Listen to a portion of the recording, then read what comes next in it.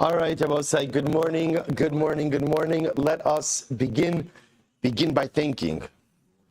Let us begin by thanking all of our sponsors. To thank our Talmud Torah sponsors for the month of Tammuz. Rabbi Naftali Tilson from Eretz Yisrael for dedicating all of the Shirman Joshos this month in commemoration of the yahrzeit of his parents, Rabbi Yona ben Avram Leib, Rivka Bas Yaakov, and an emerit of the entire Shir. May be Zocha Meretz Hashem to continue to swim through the Amshel Talmud together, and Meretz from the Shama Shav and Aliyah and the families in Nechama. Today, our week of learning sponsors, Tova Nes Aver, in dedication of the Shir and all of the Torah Baruch Hashem that we are Zocha to learn together. To thank Jacob and Julie Blumenfeld for dedicating the week of learning as well. The Eloi Nishmas, Jacob's grandmother, Henna Bas Mordechai Zichron Libracha, and their Daf Yomi sponsors for today, Mrs. Judy Werner, in creation of the yahrzeit of her mother, Rachel Bas David Mordechai Zichron Libracha. We hope that in the merit of our Talmud Torah, all of the Neshamas will have an Aliyah and the families in the Nechama. So we also dedicate our learning in the zichos of all the precious soldiers of the IDF. We're aware of following the news of the massive operation happening now in Gittin, an effort to go ahead and rid the world of pure evil and prevent the senseless loss of lives that have taken so many beautiful neshamas over the course of the last few months.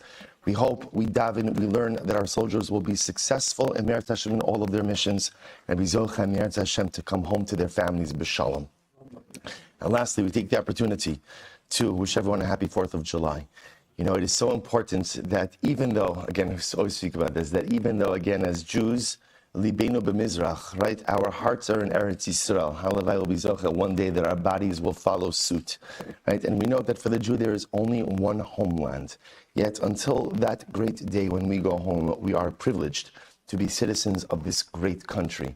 And on this day, when we celebrate the founding of this country, we have to be makir tov, not just to the founding fathers, and not just to all of those who have literally given of themselves and given of their lives to be able to allow us to have what we have today, but also to be makir tov, to the Ribono Shel Olam. For even though we are in Galus, and it's important that we remind ourselves each and every day that we are in diaspora, but that we are zocha, to be in a galus that is so supportive of our ruchnius, that we have the ability to become the best Judaic version of ourselves, that we have the ability to observe, that we have the ability to learn, and that those rights are protected. Again, just follow the latest Supreme Court ruling, and you can see that we live in a land where the law of the land protects our ability to be Torah observant Jews. That is not something we should take for granted, because historically the Jew in diaspora did not have those rights and did not have those entitlements. So it's true, we're not where we need to be yet. But until we get there, we are privileged, Baruch Hashem, to be in a land, to be in a country that allows us to practice, to daven, to learn, to come close to HaKadosh Baruch Hu, to our heart's desires. And for that, we must have Hakaras Hatov to the country, to its leadership, to its armed forces, and to the Ribono Shel Olam as well. HaKadosh Baruch Hu should continue to bless this country with the strength, but most importantly, with the moral clarity to be able to be a leader, not just here within our borders, but in Meretz Hashem on the worldwide stage as well. We'll say with that, let us begin. So our daf today is Mem Tes 49. We are picking up, as Menachem Schoenfeld just reminded me, we only got to the Gemara yesterday. Right? It was so we have to pick up to the Gemara, but in Meretz Hashem it's okay. It's a little bit of actually it's not short. Right? Okay, so we're going to start. Let's say, so remember again, the Mishnah, the new parak, introduced us to the concept. It's actually going to be really very interesting. The halachas concerning payments. And the notion that different obligations are paid from different types of property. So for example, again, the Mishnah really gave us 3 categories we're going to focus on. So nizikin, damages. Damages are paid from best property, what we call idis, right? Loans. We'll call it loans. Balchov, loans or financial obligations ultimately paid from Beinonis, middle grade property, and Ksubas Isha paid from Ziburis, lowest grade property. Now, I'll say, what I just want to point out is something very important, which is, I know you know this, but I'll say it anyway. When we speak about, for example, paying damages from property, so that presupposes that what? That the damager doesn't have money. In other words, remember, when Reuven damages Shimon, and now Reuven is chayav for damages, So ultimately, again, generally, so if you have cash, you pay in cash, right? So you caused $5,000 worth of damages, you pay $5,000 in cash. When we speak about paying in real estate, that presupposes that a person doesn't have any liquid assets. So because he has no cash, we're going to seize property in satisfaction ultimately again of this debt. Good, so let's begin. Says the Gemara, Olam, the Mishnah said, that damages you pay in idis. And the Mishnah said, why do you pay for damages in idis, best property? If they Tikkun Olam. The Gemara says, Tikkun Olam, D'Oraisahu. It's the D'Oraisa that you pay for damages in best property. D'Chsiv, Meitav Sadeu, Umeitav Karmo Yishalim. Both say it's pretty explicit. The Torah says you pay from the best of your field and the best of your vineyard. So it's a biblical obligation that the damager has to pay with idis. To which the Gemara says, no. Rabbi Shmuel. Listen to this. This is neither according to Rabbi Shmuel. The Amar mid'araisa b'dinizak shaiminan. Or we'll say, watch this. So now we're going into this. Now this is in accordance with Rabbi Shmuel. I'm just going to read it, then we'll get into it. Rabbi Shmuel said that when we speak about paying in accordance with the best property, who's the best property? So Rabbi Shmuel holds b'dinizik. Ultimately, we look at the damaged party's best property. Because of tikkun olam, right, for the benefit of society, we pay or we assess with the best of the damager's property. So what are you talking about? Rabbi Shmuel. Here we go. The pasuk says, so just the pasuk itself is talking about the halachas of damages and says, when Reuven damages Shimon, we pay in accordance with the best of his field and the best of his vineyard. So we'll say, so once again, what is this talking about? Meitav sedeo shel nizak, umeitav karmo shel nizak, di Rabbi Shmuel. Rabbi Shmuel says it actually refers to the best property of the damaged party. When assessing damages, we gauge damages in accordance with the best of the damaged party's property. Rabbi Akiva Omer, lo ba'akaso el legabos lenizikim mina edis, the ka'v'chomer lehekdish. Rabbi Akiva says, no, that's not what it means. What it means is that Allah Chalamaisa, when Reuven damages Shimon, so ultimately again, we pay bidamazik in accordance with the damager's property. And it's telling us that when you're paying with property, you have to pay of the choicest property. And I both say, now understand, you're thinking to yourself, well, one second, the value is the value, right? In other words, Reuven's damaging Shimon, right? Let's just assume right now, Reuven's caused $5,000 of damage. So I both say, what is Shimon going to get? $5,000. Now again, in the ideal, what is Shimon getting? Cash. Reuven doesn't have cash. So now both say we're getting into, well, what kind of property do you pay Shimon with? Who cares? $5,000 is $5,000 of property. And both say it does matter. Why? Because the halacha always works under the assumption that a person would rather have $5,000 of idis property than $5,000 of benonis or ziburis property, which makes sense. Because the better the property, the what? Bepashtos, the more liquid it is. Right, the more liquid. So that's why, again, that even though, again, the bottom line valuation, you're going to get the same amount, but it's in the damaged party's best interest to receive idis. So I will say, so I just want to point out, what you just saw over here is the fundamental machlokes you're going to reference a number of times between Rabbi Shmuel and Rabbi Akiva, that when assessing damages, right, here's what we agree with, right? Everyone agrees that when you damage someone, if you don't have money to pay with, and you pay with property, the property you pay with is idis, best property. The question I will say is, whose idis are we assessing damages with? Is it the idis of the damager, right, of the mazik, the damager, Reuven, or is it the idis, ultimately, again, of the nizak, the damaged party? So this is totally not clear. It's not clear yet how exactly this works. So let me analyze this. With Rabbi Shmuel, Achol Shmena Mishalim Shmena. So we'll say, now watch this. Let's take a simple case. Reuven's animal ventures into Shimon's field and consumes a row of produce. So obviously, if it ate we'll call a robust row of produce, right? Shmena literally means fat. If it ate like a good row of produce, obviously you're going to pay back with a good row of produce. Achol Kechushim Mishalim Shmena. But Rabbi Shmuel, are you saying that that if Reuven's ox ate a very lean row of produce that you would have to pay back with a robust row of produce? Is that what you mean when you say we always pay in accordance with the idis of the nizuk, the best property of the damaged party? That doesn't make any sense. What's the case?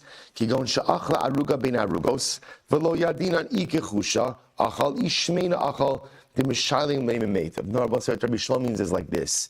The Rabbi said, listen to the following case. Reuven's ox ventures into Shimon's field. Shimon has a field, right? And a bunch of rows of produce. Some of the rows are grade A produce. Some of them are grade B. Some of them are grade C. What happened? Reuven's ox ate a row of produce, and what don't we know? We don't know which row he ate. To which Rabbi Shmuel will say, what do you do in that kind of case? What do you do in that kind of case? Reuven has to pay Shimon in accordance with the row of produce, but what kind of row of produce? What kind of row? Idis. Idis. Okay. So Rabbi says it doesn't make any sense. So Rabbi says it doesn't make any sense because let's play this out. Let's say we know that Reuven's ox consumed a row of kechusha. We'll call it ziburis, inferior produce. Reuven would have to pay a row of inferior produce. Hashta de lo yadinan mishalem shmena. Now that we don't know what Reuven's animal damaged, Reuven has to pay of the best property. Hamotzi mechavera lav haraya.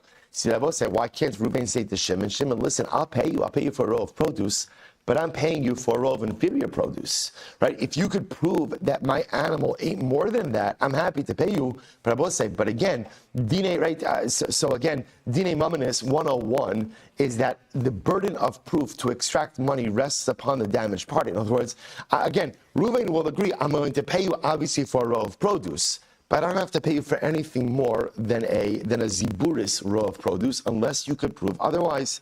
We'll say top of Memtes. What's the case? So we'll say this is an interesting case. What's the case? We'll say so. Reuven damages Shimon. And the case in hand, or the case we're discussing over here, Reuven doesn't have cash on hand to pay. And an interesting case, we'll say where ultimately again, so Shimon's best property is on the same level as Reuven's most inferior property. Okay, so that's the case over here. Idis the nizak. So ultimately, Reuven, when looking at Reuven's portfolio, Reuven's estate, so Reuven's best property is on the same level as, Shimon's best property. Shimon's the damaged party. Shimon's best property is on the same level as Reuven the damager's least expensive property, Ziburis. Now look at Rashi, Abosai. Rashi says over here, Rashi says, Rabbi Shmuel nami ein shaman achilas aruga, elapi shemais shahaisa, im shmena, im kechusha, ula achar shenishuma bebezdin va'amar, ein li ma'os leparo, yital karka b'demei ma'os nisko. So we'll say, now Rashi clarifies the case. So we'll say, here it is. Let's play this out, right?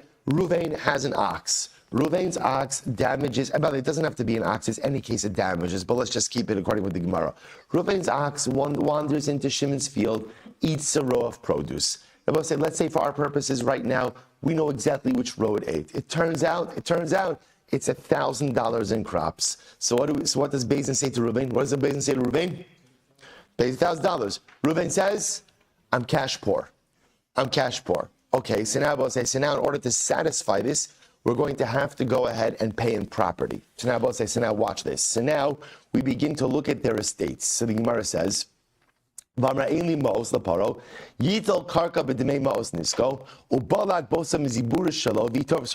watch this. So now, what kind of land do you seize in satisfaction of this debt of damages? Rabbi Shmuel Silber, b'denizak shaminan. Rabbi Shmuel Silber said, listen to this. The way we assess damages is through the idis of the damaged party. So Rabbi say what this means is we look at Shimon's portfolio. We say, Shimon, what's the best type of land you have? We look at that type of land, and that's the type of land that Reuven, the damager, is obligated to pay Shimon. Okay, so I will say, so again, remember, what is everyone agreeing on?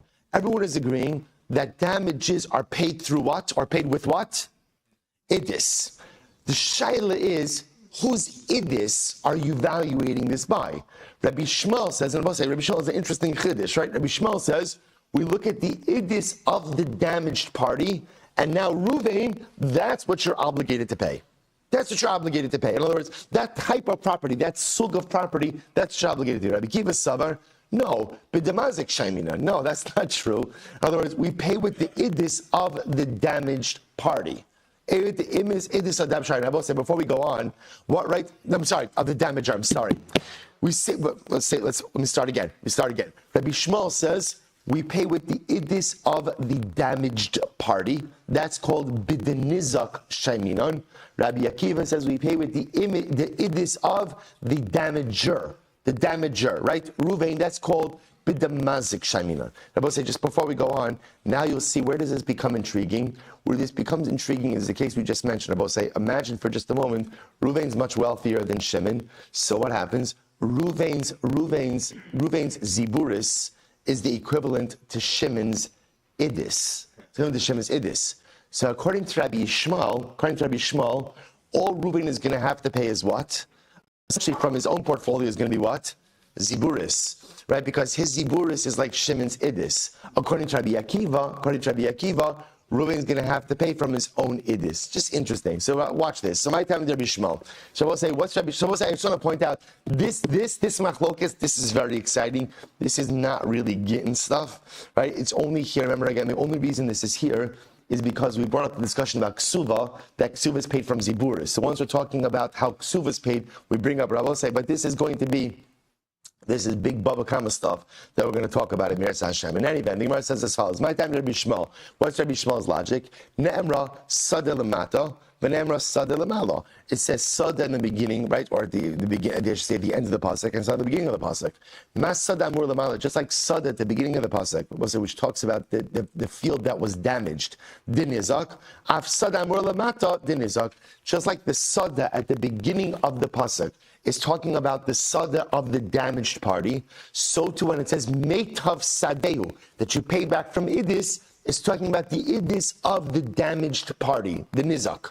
Rabbi Kiva Savar, meitav sadehu yishali.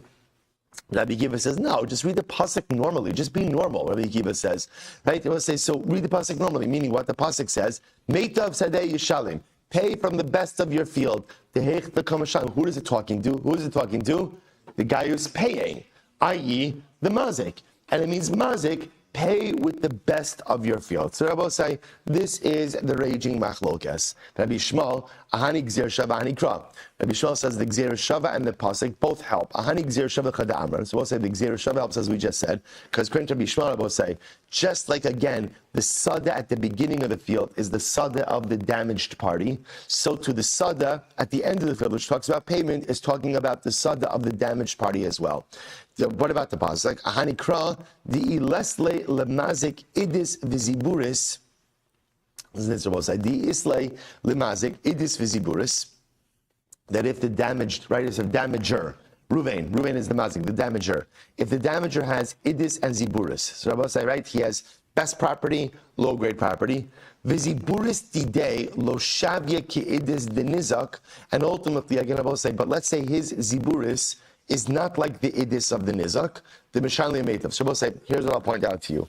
What happens if, according to Rabbi Shmuel, what happens if, for argument's sake, right, Ruvain doesn't have property that is equivalent to Shimon's idis, right? So this will be the reverse case. This will be the case where, let's say, Shimon is wealthier than Ruvain. So now, Ruvain doesn't have property that measures up to Shimon's idis. So what does he do in that case? He pays from the best of his property. In other words, he does the best that he can. Okay, Rabbi Akiva will say, so okay, let's pause over here, because this is actually very exciting. So we'll say, here's what we have. We have a Mishnah that tells us, whenever you damage someone, again, and you don't have cash to pay back the damages, you pay from idis property. You pay from best property. I will say, so now what's our machlokes? Machlokes Rabbi Akiva and Rabbi Shmuel. who's idis. So both say, so now we know the case. The case is Reuven damages Shimon. They go to Beis Din. Beis Din says, Reuven, you owe Shimon $5,000. Pay up. Right? Reuven says, I have no cash. No problem. Right? We'll take credit card as well. Right? No problem. Right? Otherwise, no problem. We'll just take property. Shabbos say, what type of property? Idis. So now the shaila is, who, in accordance with whose evaluation of idis do we assess these damages? Rabbi Shmuel will say, we look at the damaged party, right? What we call the nizik, Shimon. And we say, Shimon, okay, what's your best property? Let's go ahead. Let's see what $5,000 of your idis looks like. And now, Reuven, that's what you're obligated to pay. That's you're obligated to pay, right? Rabbi Akiva says, no. We look at Reuven's portfolio. We say, Reuven, what does $5,000 of your idis look like? And that's what she'll pay with. That's the machlokes. So it says the Gemara. Rabbi Akiva. So the Gemara says as follows. So remember again, Rabbi Akiva said back to the beginning of the Gemara. Rabbi Akiva said, "Lo ba'akos alakbos l'nizakim mina idis kavachomer lahekdish." Rabbi Akiva said, when paying from damages, you have to pay for damages from idis, and it's a kavachomer from hekdish. Gemara says, "What's kavachomer lahekdish? My kavachomer lahekdish." Ilema, listen to this. They both say this is incredible. If we're talking about a case where my ox, right, or called Reuven's ox gored an ox of hekdish, they both say, listen to this. We'll say, what is the liability if your ox gores an ox of hekdish? Interestingly enough, zero liability. Why? They both say there is only liability for goring another Jew's ox. There is no liability for goring hekdish ox. Interesting, right? Because the Torah phrases it as shorei ehu. If your ox gores the ox of your fellow, which means that it has to be another yid, not of hekdish. Interestingly enough, ela la'omer harei alai mana lebadek habayis. Maybe the case is like this. Let's say Reuven says, I hereby take upon myself to give mana. Mana is an amount of money, $1,000 to bedek habayis. The asi gizbar b'shakal mi'idis. We'll say ultimately what happens in that case. The Gizbar, who is the temple treasurer, he comes and he collects it from Idis, from the best of your property. Lo yehei ela balchov. We'll say, why is that so? We'll say, if I pledge $1,000 to the Beis HaMikdash, so what am I? I'm a debtor. Beis HaMikdash is my creditor. We'll say, what did the Mishnah say? What are debts collected from? Beinonis. Lo yehei ela balchov, v'balchov tino bebeinonis. Maybe Rabbi Akiva holds that a creditor, right, is able to collect from idis, kini zakin, just like damages. You could ask a pircha, malabalchov shekin yafa kochov benezikin. I would say balchov is different. And because Stama Balchov ultimately, again, has powers when it comes to damages. With damages, he's able to collect from idis. Tamar behekdish shahora kochov bezikin. I will say, remember again, hekdish has lesser rights when it comes to damages. Why? As we just said before, what happens if you damage a shar of hekdish? What happens? Nothing. You're free from liability. Li'olam. So what's the case? So we'll say we're just trying to figure out. Rabbi Akiva made a statement, and his statement was, you always collect for damages from idis, kal v'chomer from hekdish. We just don't know what the kal v'chomer from hekdish is. So I have the Gemara like this: Li'olam dinach Torah didon the Torah de hekdish. Watch this; it was very exciting. We'll say, so what happened? My ox damaged the ox of hekdish, and now what happened? Rabbi Akiva suffered like Rabbi Shimon Menasya, and Rabbi Akiva was like Rabbi Shimon Menasya. Oh, what was Rabbi Shimon Menasya? Say this sign here. Here we go. Rabbi Shimon Menasya Omer shor shel hekdish shenagach l'shor shel hadyot pater. So also listen to this: if a shor of hekdish goes ahead and gores a shore of another yid, it will say, what's the halacha? Pater. Why? Well, it's like diplomatic immunity. Right? The hekdish is not liable. On the other hand, v'shal hekdish shenagach l'shor shal hekdish, it will say, but v'shal hekdish shenagach l'shor shal hekdish, but again, if my ox gores the ox of hekdish, bein tam, bein muad, mishalik nezek shalim. Wow. I will say, but if my ox gores an ox of hekdish, whether my ox is a first-time offender or a habitual offender, what's the halacha? Complete damages. So I will say, maybe Rabbi Akiva holds like this. So maybe what Rabbi Akiva is saying is halacha l'maisa, whenever you, so I will say, if hekdish damages you, zero liability. If you damage hekdish, then what? Then what? Complete liability. That's fine, I will say, so that works fine. But my idis, right? Denizak kiziburas. I'm sorry, ihaki mimai de beidis denizak kiziburas demazik pligi. So I will say, so ultimately, again, if that's the case, how do you know that we're setting this up, as we said before, as a case where the idis of the nizak is like the ziburas of the mazik? That's what we said in the beginning of an aleph. Dilma, the kuli ama b'denizak shaiminan. I will say, maybe everyone agrees, in fact, that we always go ahead and evaluate for damages. We always evaluate idis in accordance with the damaged party. V'hacha beplukta to Rabbi Shimon ben Menashe, but Rabbanan kamiflagi. And maybe over here there's just some machlokes from Shimon and the Rabbanon. That what we'll say again. What's the machlokes? The machlokes is what happens if you damage hektish. The Rabbanon will say if you damage hektish, Rabbi will say what's your liability? What's your liability? 0. Rabbi Shimon ben Menashe says what's your liability when you damage hektish? 100%. Rabbi Akiva savar like Rabbi Shimon ben Menashe. Rabbi Akiva is like Rabbi Shimon ben Menashe. Rabbi Shmuel savar like Rabbanon. And Rabbi Shmuel holds that ultimately, again, like the Rabbanon, therefore, again, there's whenever you damage hektish, there's nothing due to hektish. Im came my lo b'hakasav. If that's the case, why do you need that phrase lo b'hakasav? Va'od my kavachomer lehektish. What's the kavachomer? Va'od hamar avashi. I will say amud beis hamar avashi. Tanya behedja. We learned explicitly meitav sadeu umeitav karmel yishalim. When the pasuk says by damages that you pay of the best of your field and the best of your vineyard. So I will say, what do we say? So meitav sadeo shel nizak, umeitav karmo shel nizak di Rabbi Shmuel. Right? Rabbi Shmuel holds that it's the best property of the damaged party. Rabbi Akiva omer meitav sadeo shel mazik, umeitav karmo shel mazik. So I will say, so once again, it repeats the statement, the positions of Rabbi Akiva and Rabbi Shmuel. So therefore, I will say, again, we're still not clear from Rabbi Akiva's perspective what that kal v'chomer of hektish was. So if I was so I will say, let's pause over here. So remember again, stop here for just a second. So I will say, so remember, what are we trying to do? What are we trying to do? You're like, that is an excellent question, right? Well, I've actually been wondering the same thing for the last 30 minutes. So I will say, so remember again, I'll tell you, here's what we're trying to do. We'll say that's a good muster in life.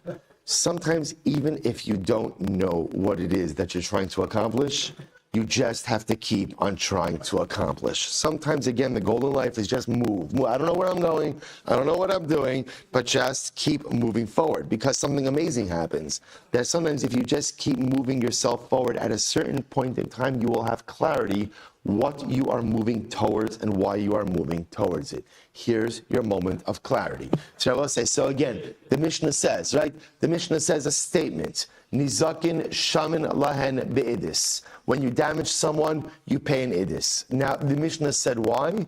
Mipnei tikun ha'olam. For the benefit of society. For the benefit of society. The Gemara says, benefit of society, it's a pasuk. Right? It's a pasuk. What does the pasuk say? So we'll say, just so you understand, the pasuk that we're talking about over here is Kiyaver ish sada. It's Shmos chaf beis daled. Kiyaver ish sada okerem v'shilach as birov ubir b'steacher. We'll say again, my animal goes and damages in another property. Meitav sadeu umeitav karmo yishalem. You repay the best idis, right? From the best of your property, from the best of your field, from the best of your vineyard. So we'll say, the Gemara says. I will say now, whenever we see a phrase, we always assume, what does tikkun olam mean? What does it mean? D'Rabbanan. Right? That's always how we see D'Rabbanan. So the Gemara says, you pay nizakin from idis, D'Rabbanan, it's a doraisa. The Gemara says, you're right. So what does it mean it's a tikkun olam, I will say? Ultimately, again, I will say, really, what it means is like this. It's reflecting the view of Rabbi Shmuel. Watch this. Rabbi Shmuel says, the midda oraisa, when you pay of idis, whose idis are you paying of? Whose idis are you paying of? Rabbi Shmuel, whose idis? The nizak, the damaged party. Okay, pause. Hit the pause button over here. There's a raging machlokes. What's the raging machlokes? Rabbi Akiva and Rabbi Shmuel. Ruvain damages Shimon. $5,000 worth of damage. Ruvain has no cash on hand. What does Beis Din do? Beis says, Ruvain, you're going to pay Shimon with property. What kind of property? Idis property. That's the Da'oraisa. Now, Rabbi Machlokes, Rabbi Shmuel and Rabbi Akiva, whose idis do you evaluate based on? Rabbi Akiva says, the damager. Ruvain. We look at Ruvain's portfolio. Ruvain, you pay Shimon $5,000 of your idis. Rabbi Shmuel says, no, we pay the idis ultimately again of the damaged parties, Shimon's property. Rabbi say, you say to yourself, that sounds so counterintuitive, Rabbi Shmuel. Why do you say that? Where does Rabbi Shmuel get this from? Gezerah Shava says sada twice in the pasuk. Just like the first sada is referring to the sada of the damaged party, so to the second sada, Meitav said that when talking about paying with idis, that also refers to the sada of the damaged party. Okay, now that's the machlokes. So now he rehyt the play button. So Rabbi says, so now comes the Gemara and says, our Mishnah is reflective of the Viv Rabbi Shmuel. And in reality, mid oraisa, you should really go ahead and pay idis from the damaged party's idis, based on the valuation of the damaged party's idis. But mipnei tikuna olam, we say, pay idis from the damager's idis. That's the tikkun olam. So what's like? So the da'oraisa is, again, Mishnah Rabbi Shmuel, the da'oraisa is pay from idis pay from idis b'denizak, from the based on, I'll say again, I want to be clear, when we say, I know you know this, I'm just going to say it, when we say that you pay from the idis of the damaged party, of course, remember again, the damaged party is not paying something, but rather again, we assess the debt, we look at the idis property of the nizak of the damaged party, we look at what $5,000 of that idis property looks like, and then we say to the damager, that's what you owe. That's what you owe. You see what that property looks like? That's what you owe. So that's the doraisa. Rabbi Shmuel says, but midrabanan mipnei tikuna olam, we switch it, and we tell the damager, you have to pay $5,000 based on your idis. Now, what's why we flip it, we don't know yet. That we don't know yet. Fine, I'll tell you. Fine, I'll tell you. No, I'm not going to tell you. Let's say, I'll tell you. Let's say, so very clearly, really what it comes down to is Rabbi Shmuel wants to disincentivize people damaging. So what he feels is, if a guy knows that he's going to lose $5,000 of his own idis property, that causes a person to be more vigilant with damaging another. If I know that it's going to hit me in the best of my property, so that incentivizes a heightened, what's the word? Vigilance, a heightened vigilance or caution about damaging other people. That's the tikkun olam. So we'll say that's it. That's the last half hour and 5 minutes, right? That's it. So that's our first interpretation of the Mishnah. Now, here we go. Well, it's Testimony base 49b, 4 lines down. Ravina Amar, no. So we'll say now a second interpretation of the Mishnah. Ravina says, no. Masnisin Rabbi Akivahi. Ooh, okay.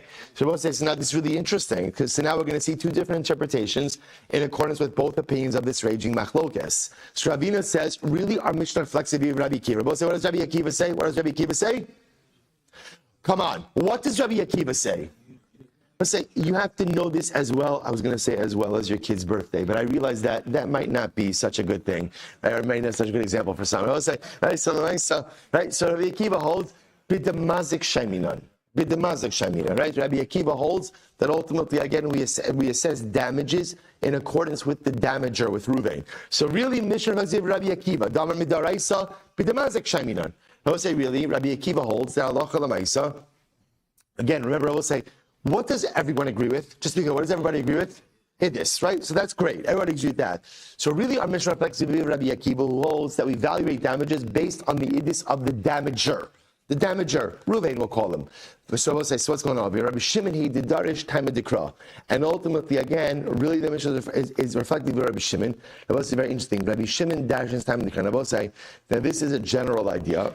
There's a concept ultimately again of darshinan time of dikra or ein darshinan time of dikra. I will say, do we darshan the reasoning behind mitzvahs or not? Rabbi Shimon is of the opinion of darshinan time of dikra.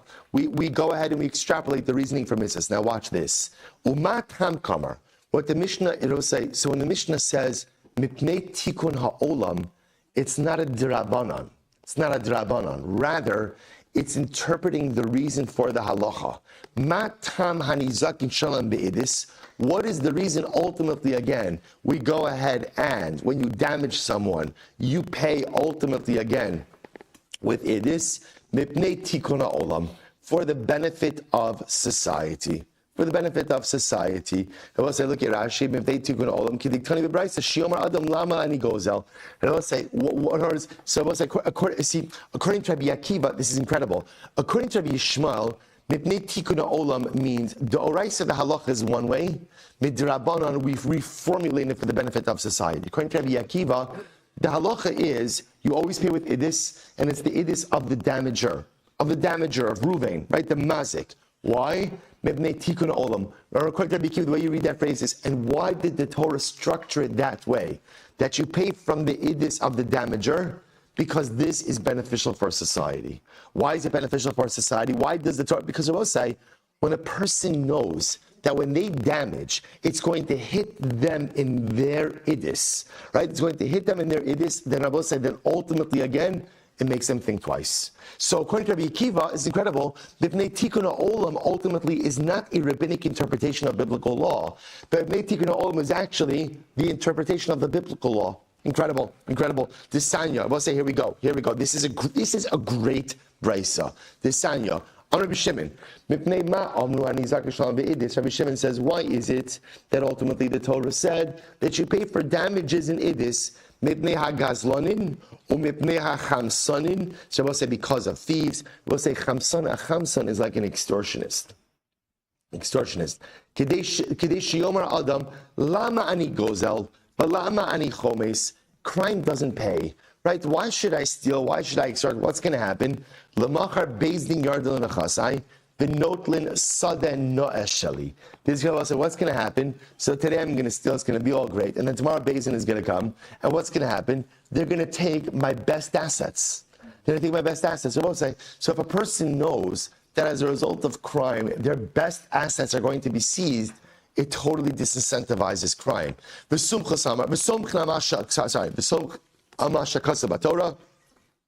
And they will rely on the pasuk that says, Meitav Sadeo Meitav Karma Yishalim, that when collecting for damages, you collect of the best property. Lafichach Amru Hanizakin Shaman Lahen Be'idis. So Rabbi say, this is incredible. So Rabbi say, I just want to point out what's happening over here. So this is Ravina's interpretation of the Mishnah. So Ravina understands that no, our Mishnah that says Hanizakin Shamalan Be'idis reflects the view of Rabbi Akiva. Rabbi Akiva holds that ultimately we collect from the idis of the mazik of the damager, and it reflects the view of Rabbi Shimon. Rabbi Shimon darshans time of Dikra. He darshans the reasoning for the psukim. And when the Mishnah says, why do we collect from idis? For olam, that's an interpretation of the biblical law. Torah structures it this way for the benefit of society. Because if a person knows that when they go ahead and steal from someone else, damage someone else, Beis Din is going to come and seize their best property, ultimately it disincentivizes crime, causes a heightened sense of vigilance and caution. Incredible. So now the Brisa goes on. So we'll say ultimately again, why does a creditor only have to pay back in Beinonis, middle grade property? Kidei shelo yira adam lechavero sadena v'dirana v'yomer ekpots ve'elvenu kidei shegbenu b'chobi lefichach amru ba'chol b'beinos. So we'll say this is incredible. So we'll say, so ultimately again, why does a creditor only get to collect from Beinonis? So I will say, this is consumer protection, right? This is ultimately debtor protection. Because I will say, what happens? A guy could say, right, Reuven has a lot of money. And Reuven sees a piece of property that Shimon has that Reuven really likes. Reuven has a great chap. I'm going to lend Shimon an exorbitant amount of money, right? Interest free, why not? And I know Shimon can't pay it back, right? So I say, so what am I going to do? So this way he's going to default on the loan, and I'm going to get to collect that piece of property that I really like. So in order to prevent that from occurring, we cap collection of a Baal Chov at Beinonis. I says, if that's the case, so if that's the case, we'll say make it even better. Say that a Baal Chov could only collect from Ziburis, inferior property. If that's the case, Imkain Atanoel Deles Bifnei Lavin. We'll say here's the problem. If you do that, then no one's going to want to lend money. Remember, again, we'll say as it is, lending money to a Jew already is not a very advantageous proposition because you cannot, it's very advantageous because it's a mitzvah, right? But it's not necessarily financially advantageous because you can't charge interest. If you know that all you could collect upon default is ziburis, what's going to happen? No one's going to want to lend money. Incredible. Ksuvas isha b'ziburis, divrei Rabbi Yehuda. So what about a ksuva? By the way, this is all part of the same brisa. It's a great brisa. Ksuvas isha, ksuva, ultimately again is paid in ziburis, which is inferior property. Divrei Rabbi Yehuda. Rabbi Meir omer b'beinos. So Meir says, middle grade property. Rabbi Shimon, mipnei ma amru ksuvas isha b'ziburis. Why do we say that the ksuva of an isha is paid in ziburis?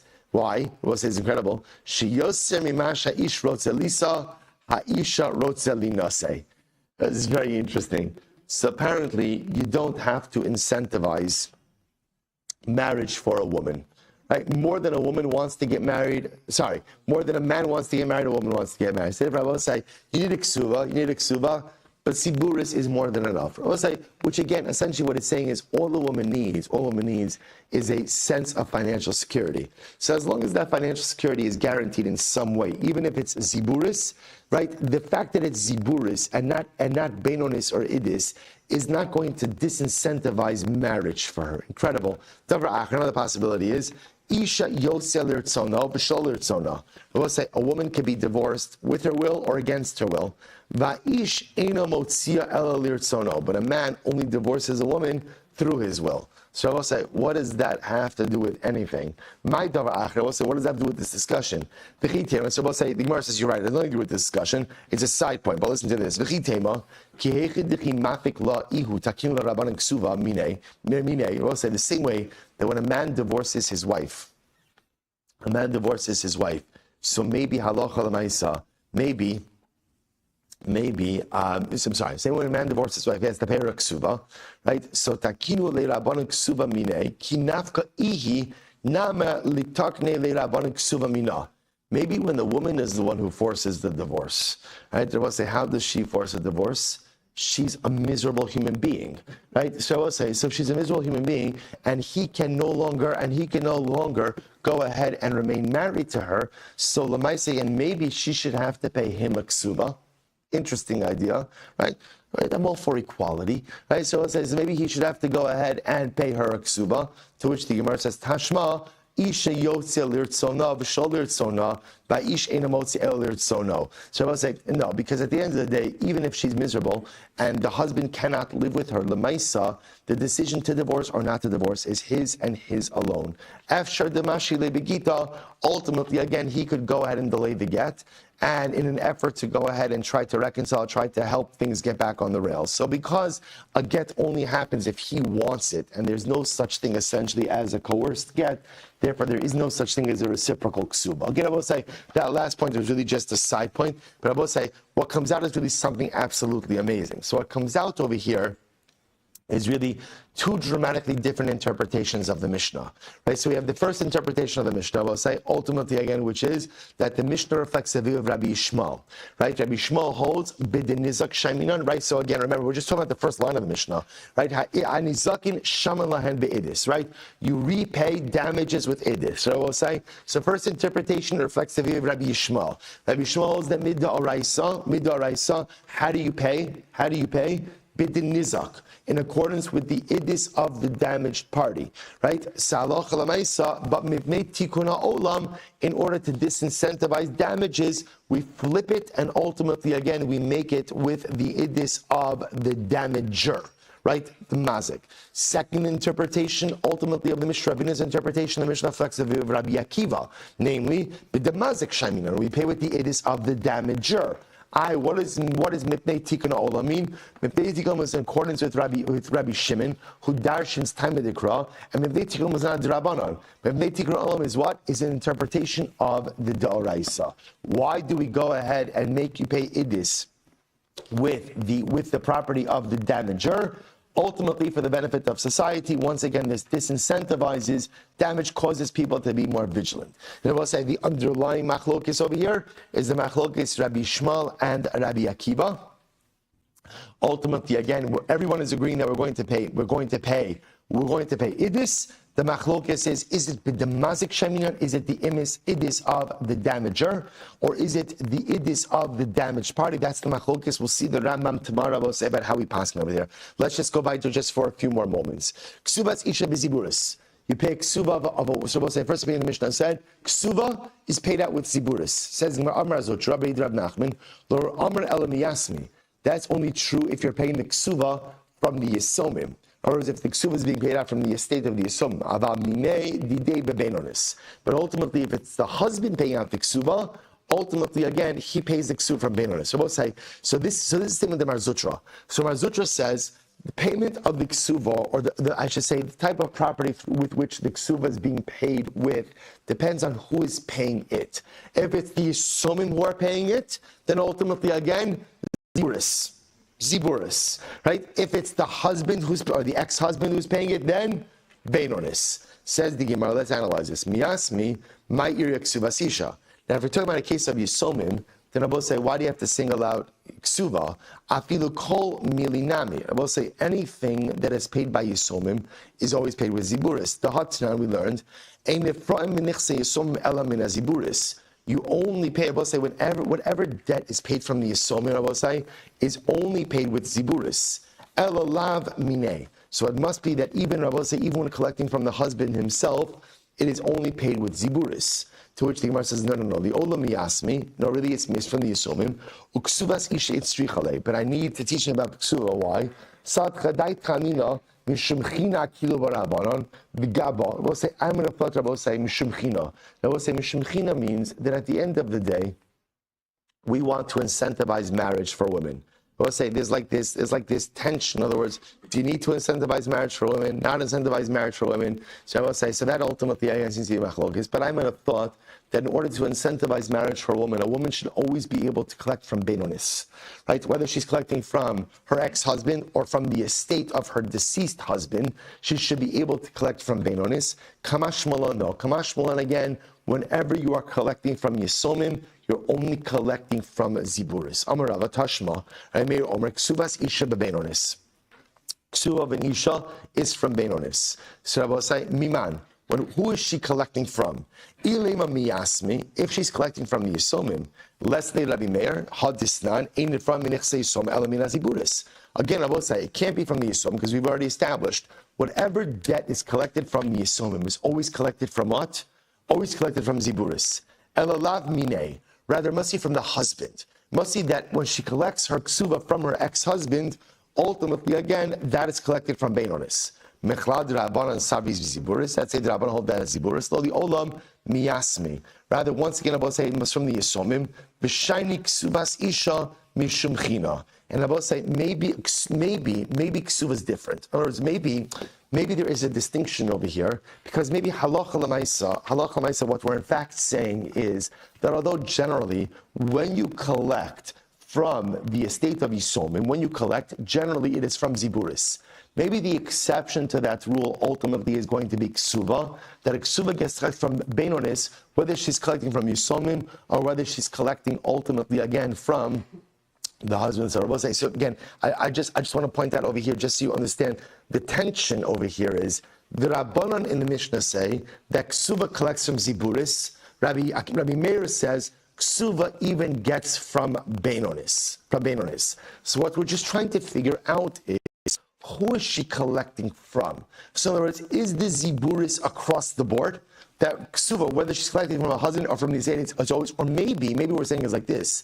Maybe halacha l'maisa, Ziburis means when she's collecting from Yisomim. But maybe when she's collecting from the husband, maybe then what? Maybe in fact that's better. So we'll stop over here for today. We're going to pick up at Mirat Hashem with the rest of this discussion, the resolution of Mirat Hashem tomorrow.